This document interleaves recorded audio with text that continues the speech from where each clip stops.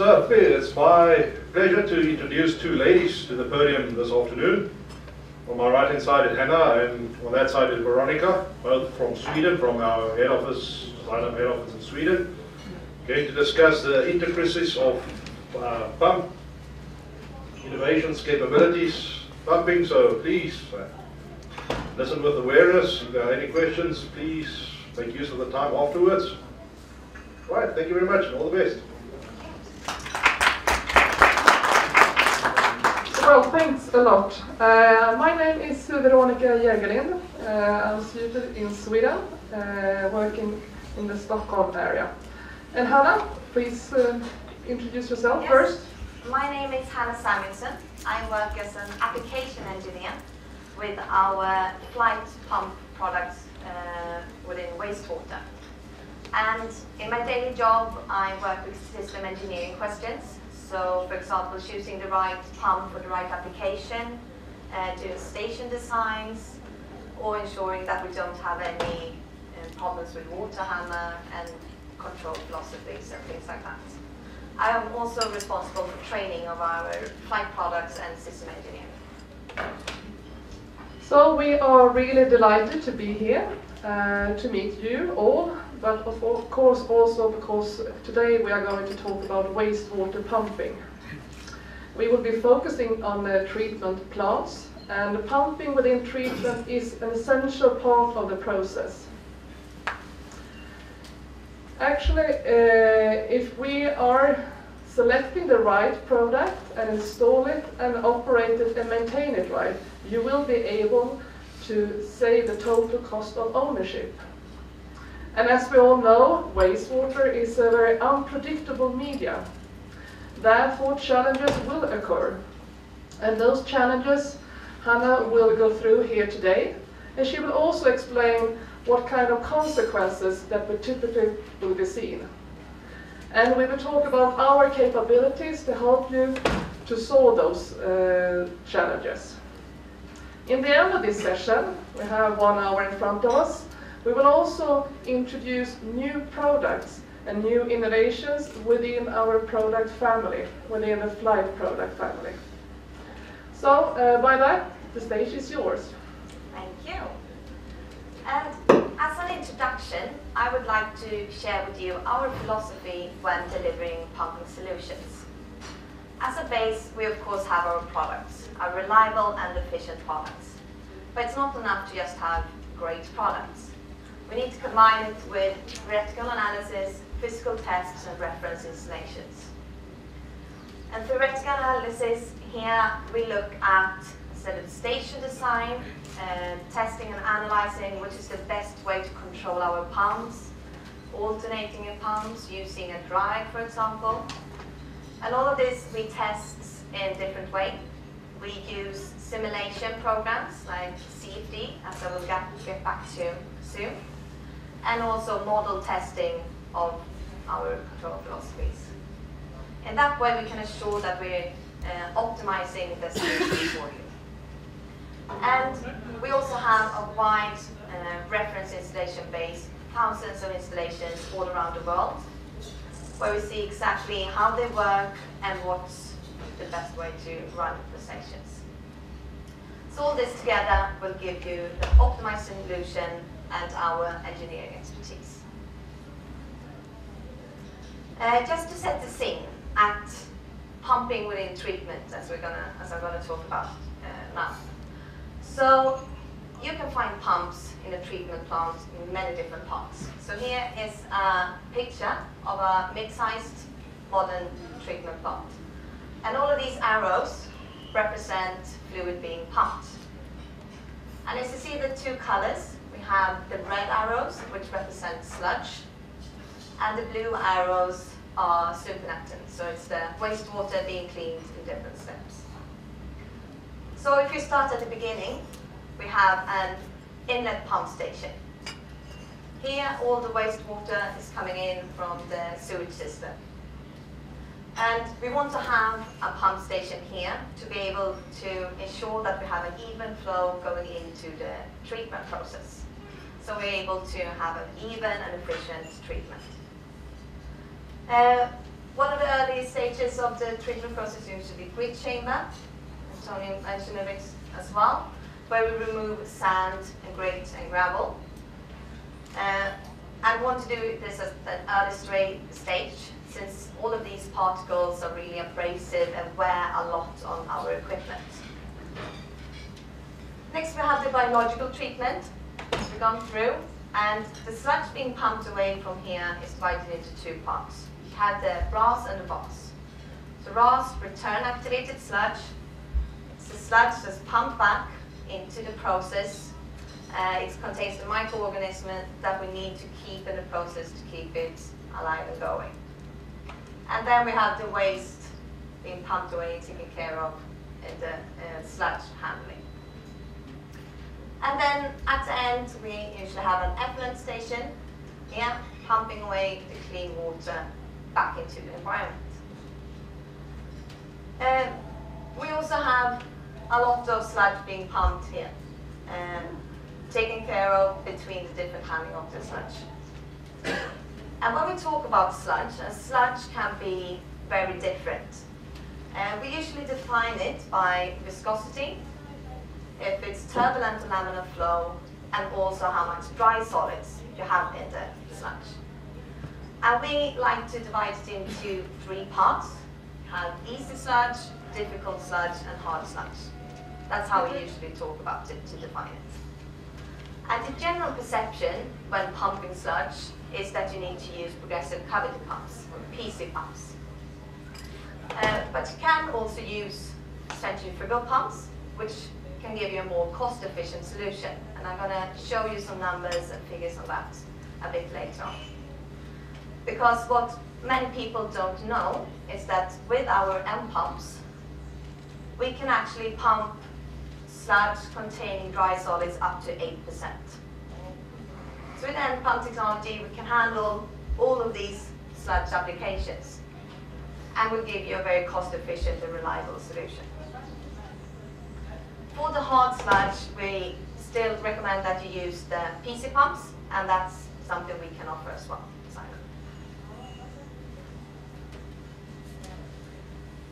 Through the years working with treatment customers, what we've found is that our customers want to have a solution which will give them a total peace of mind.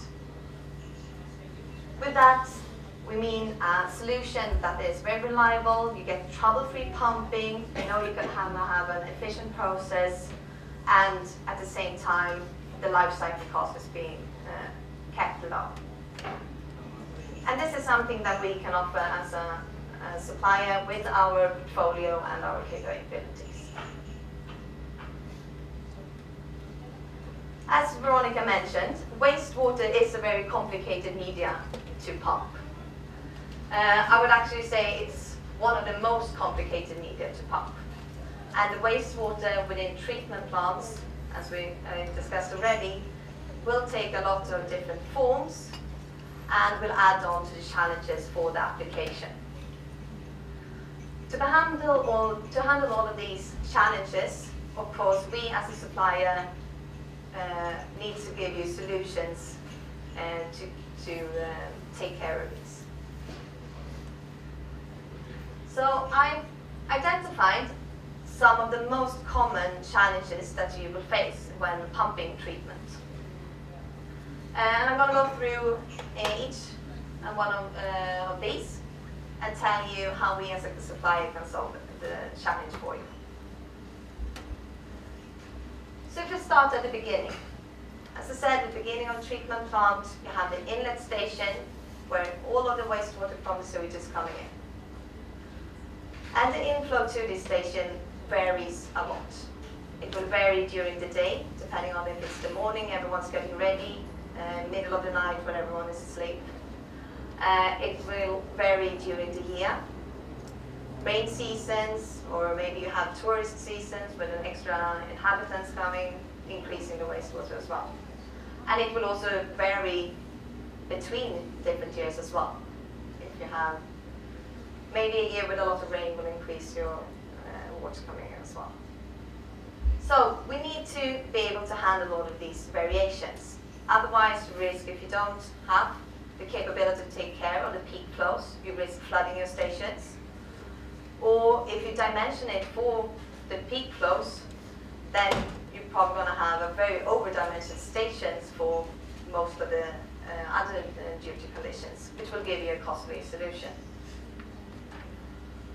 So what we do is that we analyze and look at all the duty conditions that you will encounter in your specific station and your inlet station. And then we come up with different control philosophies. We look at if we should select a few large pumps, or maybe it would be better to have some more pumps that are smaller to be able to adapt to the different variations. Maybe it's optimal to use a VFD for your station. It's going to be different depending on each specific case. But with our experience of doing control philosophies, we can make sure that you get the most optimal solution for your specific case. Next, we discussed the media. Well, it's a heavily contaminated media, the wastewater coming into a pump station. And this is, of course, something that we have to consider and take care of. Otherwise, you risk having a lot of sedimentation in your pump station, for example, the inlet station. Sedimentation will lead to dirty stations with a lot of odor. You might get problems with the poisonous gas, hydrogen sulfide. And also, a lot of sedimentation that builds up risks clogging the pumps. And we don't want to have that. We mentioned screens a bit. That's, of course, one way to go. We usually recommend having at least white screens at the beginning so you don't get the biggest things into the station. But then it's also important to really have an optimized station design.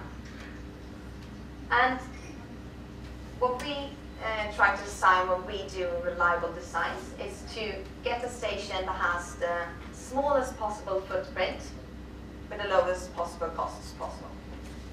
We want to eliminate sedimentation and also build up of any debris in station. Be able to handle the variable inflow, as we discussed. And also it should be very easy to install, maintain, and service and repair the station. So I want to show you some of the design features that we have in our pump stations and what they do and how they will help the pumping. So first we have the ports.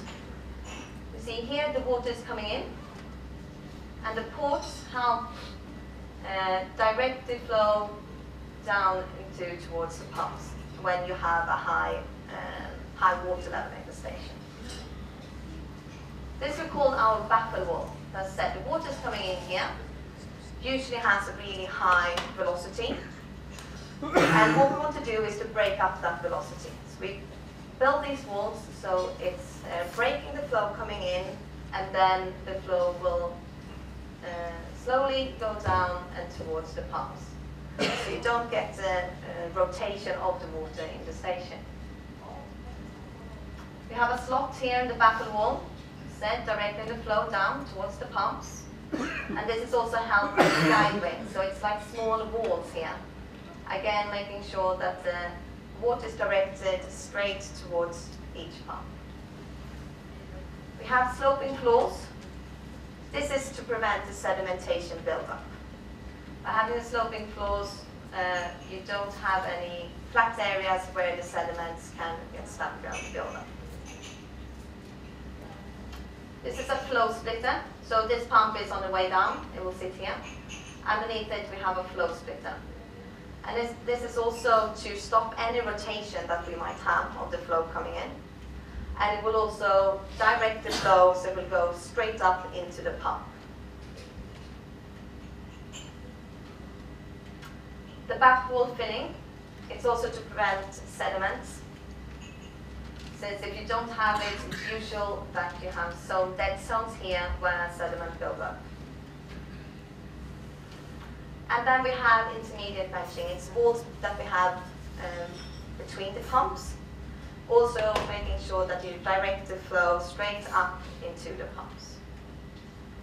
So these are some of the design features that we use when we design our pump stations, and it really helps you ensure that you have reliable pumping, giving the pumps the best ability to actually do what it's designed to do. When we talk about mixing as well, we don't want to have sedimentation. We want to make sure that we have a mixing so the water's evenly moving all the time and don't get any sediment buildups. And here, layout is really the key to be able to have the optimal mixing. So you have to consider how you position the mixers. And since we have submersible mixers, it's very easy and it's very flexible where you can position them in the tank. So you want to make sure that you have long and smooth paths for the mixer to pump. You also have to look at the inflow conditions, so you don't position the mixers directly under the inflow, as it risks damaging the mixers. And also look at the distances from any walls or pillars or things like that that will disturb the flow as well. So a rule of thumb, direct the mixers towards the problems that you want to solve. So to verify our designs, we use CFD, or computational fluid dynamics. So it's a way to simulate how the flow will actually work in a specific case in different stations, depending on how we position the mixers or which design features we use in our pump stations. So here you have two examples of mixers, CFD mixers, and all of these arrows represent the flow. So you have the directions of the flow, how it's going to move, and then the colors represent the different velocities. Going from blue, which is the slowest, up to red, where we have really high velocities. So here we have a racetrack going around. So you can see here is an area with a really high flow, whereas here the flow is much slower. Here's another example where we use CFD in an inlet pumping station. Again, it's small arrows showing the flow going in, and you have the velocity in the colors. And this was a troublesome station. As you see, it's a really jet stream coming in here with a really high velocity, going straight towards the middle pumps that had trouble pumping them. We also have rotation of the flow here, which disturbs the pumps both here and the rotation disturbing these two pumps. So what we did was that we just did a small modification and extended these walls to the beginning of the station. In that way we split up the flow coming in and directing the flow so that you get a straight flow divided evenly to all of the pumps. As you see, the velocity has gone down when it reaches the pumps, and we don't have these big areas of rotation anymore either. So in this way we work with CFD, both on new designs and also when we're troubleshooting any designs that have problems. And we have our own CFD experts at Xylem, so we do this internally, and so they have both the knowledge of doing good CFD simulations, but also have the knowledge of actually pumping and mixing.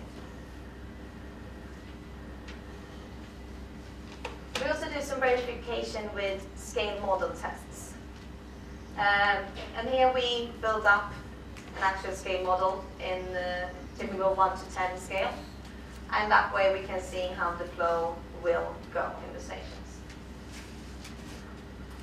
The same way here we can see, for example, vortex building up, or where we will have problem sedimentation. You can see we don't have the backward filling, so the sediments are getting stuck here behind the pumps. And then we can test with adding design features, adding backward fillings and intermediate batching and splitters, and seeing how it works like. Also a powerful tool to test new designs or troubleshooting sessions.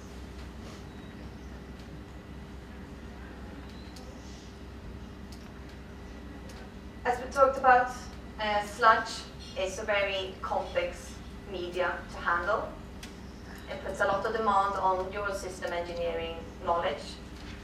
For example, you can have often experience that you get clogging of the pipes where you're pumping the sludge, or that you don't have enough suction to actually start the pump. So here our engineering expertise comes in again, and we can help you solve any problems that you have. With the problems, for example, looking at which is the optimal pipe diameter for you to use, so that you have enough velocity to not clog the pipes, but still running energy efficient pumping.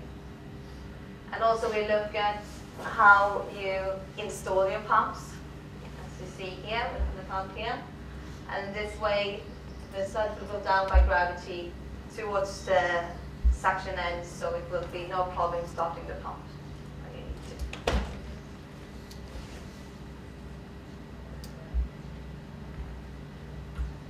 need to. As we usually run treatment processes continuously, this puts a lot of demand on the efficiency and making cost-efficient solutions for the treatment pumping. And this is something we always keep in mind when delivering pumping solutions to you, the total cost of ownership. So this is a split up of the costs for a typical pump station. And as you see, of course, investment is quite a big part, but operational is really the major part of your life cycle costs. And here comes in both the energy costs, but also the maintenance and service and things like that. So we're going to take a look at an SC example. Here this is a thickened sludge application, and we compared a PC pump to a flight end pump. And this is an operation of 5 years. And as you see, even though the flight end pump has a higher investment cost, after the 5 years running, the PC pump is almost double in the life cycle cost. As you can see here, the break-even point is within the first year. So it pays back really fast.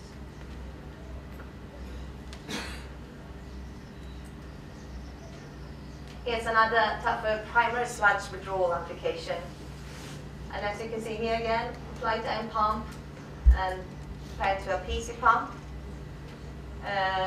And the break-even point comes within the first months. So remember to look at the total cost of ownership, don't stay blindly at the investment cost.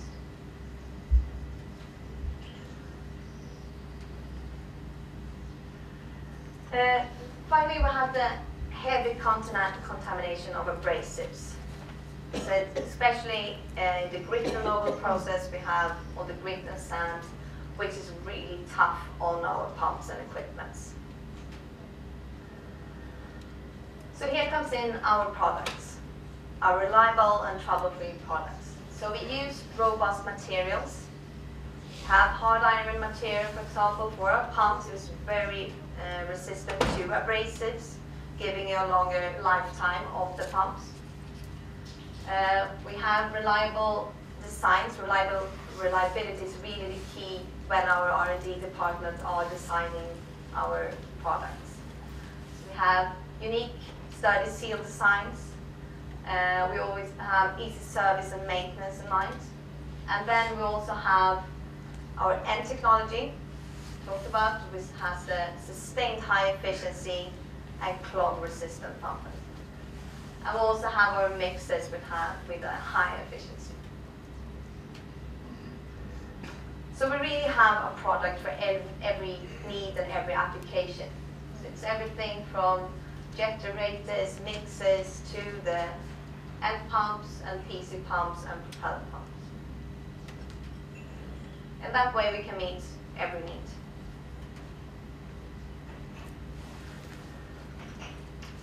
As I said in the beginning, we have a large installation base of our products and our pumping solutions. So I'm going to show you a couple ones that we have done. This was a treatment plant in Sweden, and they had old pumps from the 80s that needed to be replaced. So when we took a look at this station, the pumps that they had were three 37 kilowatt pumps in the station. And it was not 5 pumps, it was another brand. And they were getting old, and they had trouble with them not working correctly, and they also had very high energy costs. So what we did is that we changed first to just change the 2 of the pumps to 2 new M pumps. And we actually chose to 3171, which is just 18.6 kilowatts. So going from 2 37 kilowatts to 2 almost 19 kilowatts pumps. So much smaller pumps, but we could still give nearly the same flow that they had. So it was really a very over-dimensioned station from the beginning. And the owner was very happy with the result, and he soon exchanged the 3rd pump as well to also an M pump. So what he said after this was, thanks to these changes, we've been able to reduce the size of the pumps, which means they consume less energy, and will soon be able to see a return on our investment. According to our calculation, this investment will pay for itself within about 2 years. And what actually happened was that it paid back already after 1 year. So it's even better than he anticipated.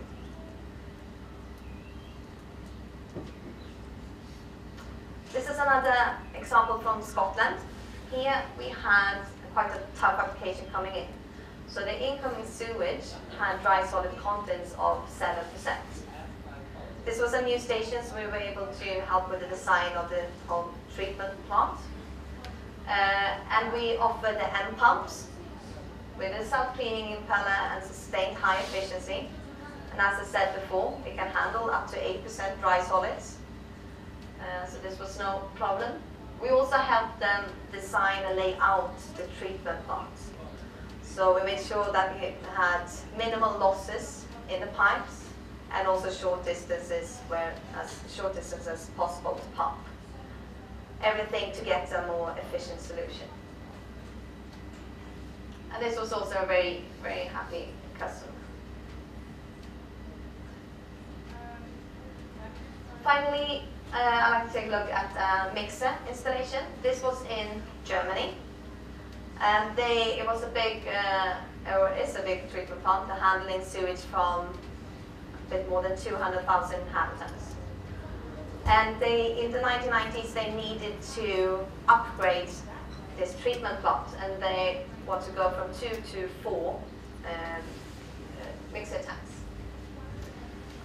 So they worked with another supplier that delivered the tanks and the design.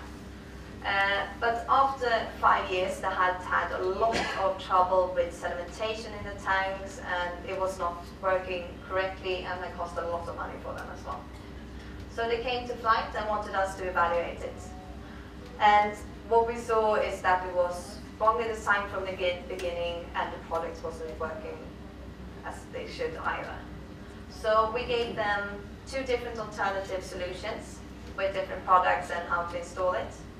And after evaluating, they went with one of them, and they changed the design.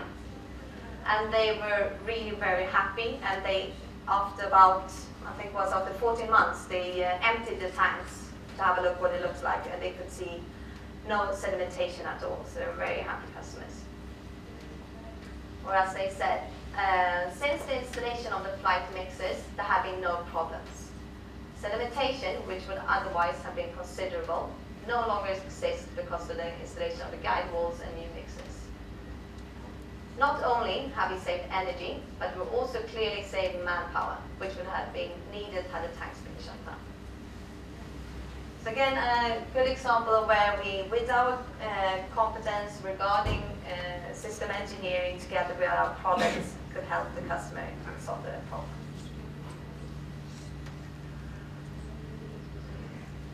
Okay. Okay, thank you, Hanna. Now we're going to talk about some new products. Sorry. Sorry, there was a question from Veronica. Yes. Yes, if we could go back to that slide a moment ago with those pumps, that one, the Scottish one. The Scottish one, yeah.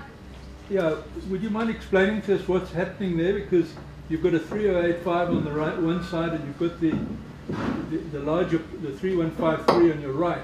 Yeah. But they both appear to be working out of the same feed line.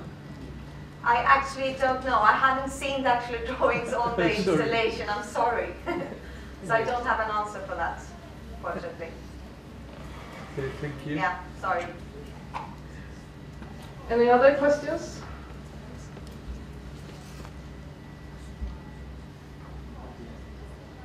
Okay, so then we move over to new product introductions. So over the year, we have introduced new innovations that we have developed and introduced globally, and I think it's our duty to do so also in the future.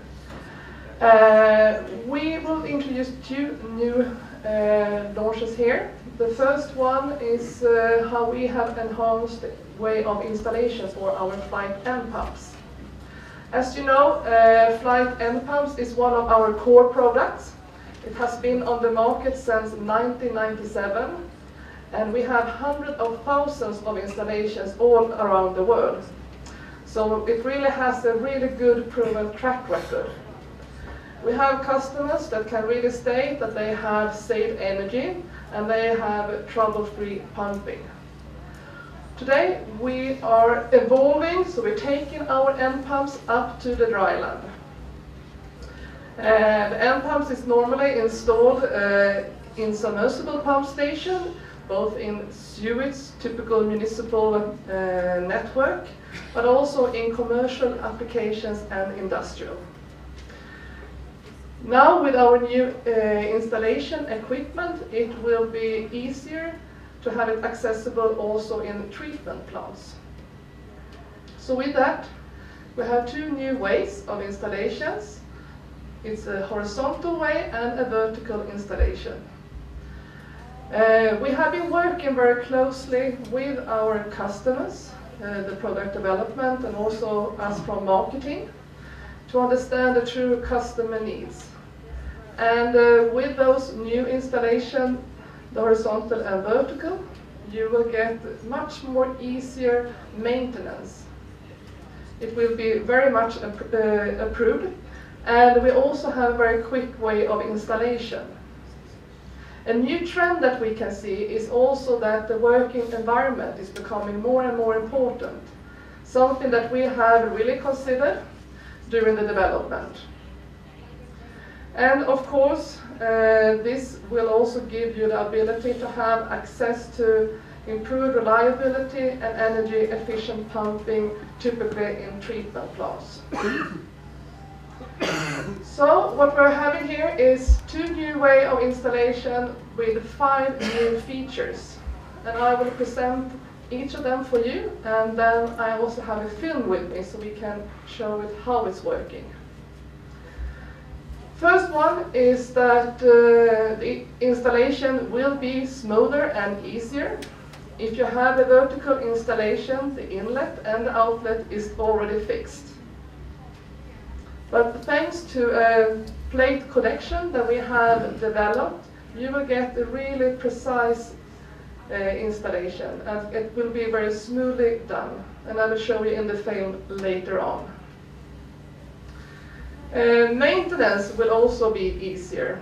In a vertical installation, we have developed an elbow inlet with an inspection hatch. That means that you don't have to disassemble the pump if you need to have access to the impeller. And for horizontal installation, we have a new innovation patent telescopic opening, so you can have easy access to the pump suction head. And I also mentioned to you that we are also considering the working environment. And we have developed a very simple way of drainage the pump.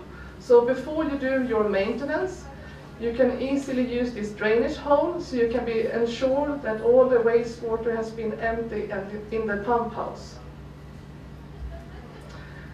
Last but not least, there are two more features for horizontal installation. The first one is the service cart, something that I have seen the customer really has welcomed. It's a cart that you can use to easily separate the drive unit with the pump house. And together with that, we have a very safety handling when it comes to the lifting equipment. Last but not least, it has been asked that we can do a really easy way to measure the pressure. And now we have an easy connection for pressure gauge, as you can see here. So small things that will really help your daily work. So I have a film here that we can have a look at.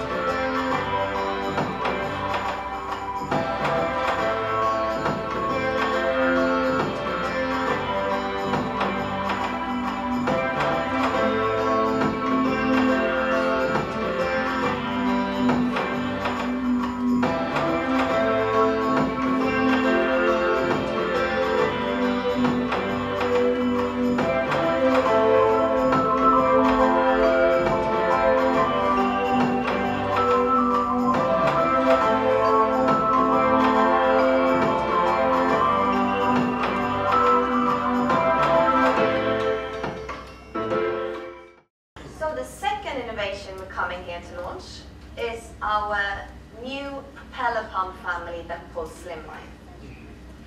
So it's a unique compact design which will make sure that you can have a really small station design, minimizing your footprint.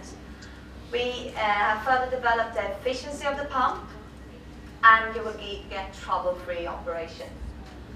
So propeller pumps are our low-head, high-flow pumps that you use in applications typically like stormwater pumping, inlet stations, the treatment plants, or irrigation, for example.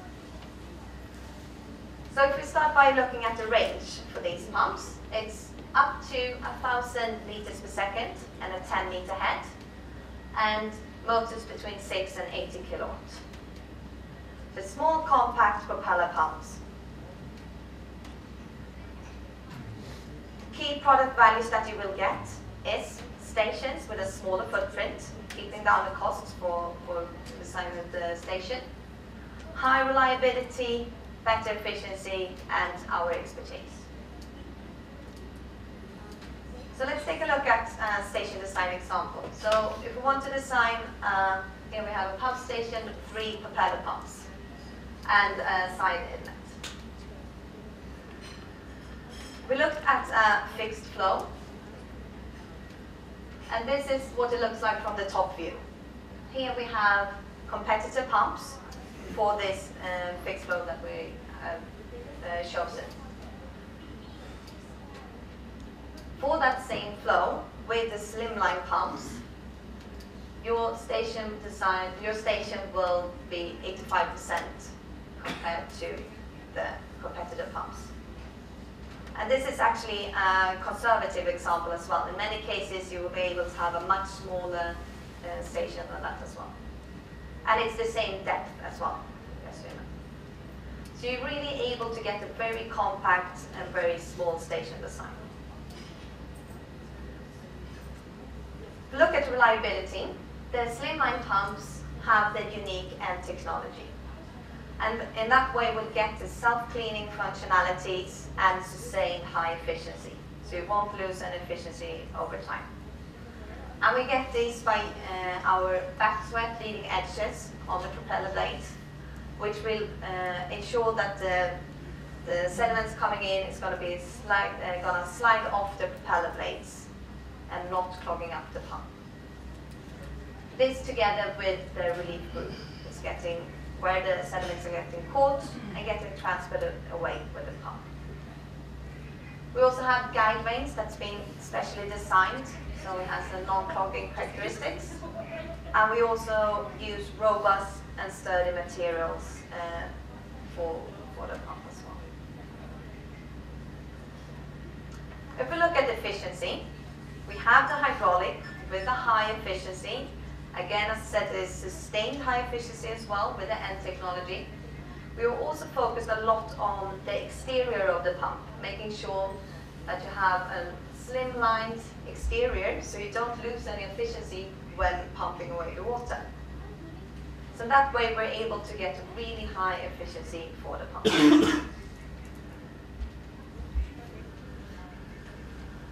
If we look at the applications for this, it's, as you see, you can have it in a lot of different places. Treatment plants, for example, RAS application, inlet station, effluent station. Flood and stormwater handling, open channel irrigation, pumping screened wastewater, or water attractions like kayaking courses and flume rides.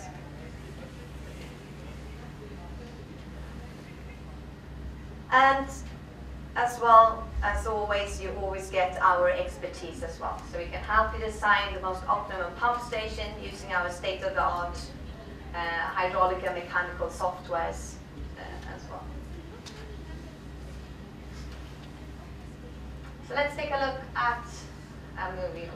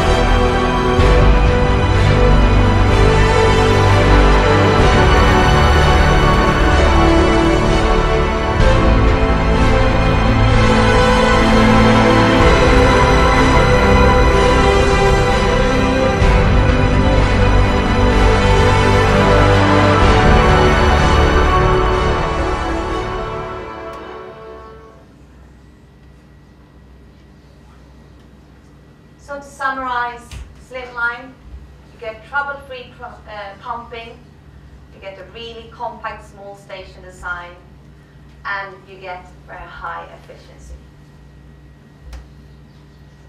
Thank you. Do you have any more questions?